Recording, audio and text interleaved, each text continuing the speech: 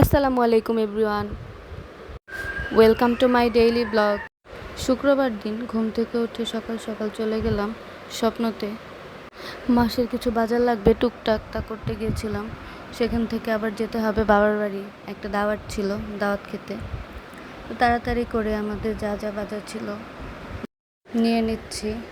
তারপর মেয়ে আইসক্রিম খেতে যাচ্ছে, আইসক্রিম নিয়ে দিব তাকে। ভিতরে যাওয়ার পর একটা আপু কিছু ফ্রুটস দিল টেস্ট করার জন্য, সেটা খেলাম, বেশ মজা ছিল।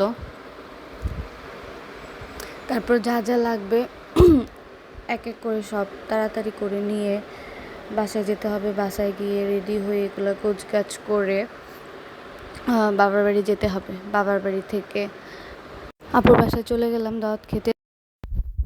ভিডিওটি যদি কারো ভালো লাগে অবশ্যই লাইক করবেন, কমেন্ট করবেন আর পেজটাকে ফলো করে রাখবেন। আল্লাহ হাফেজ।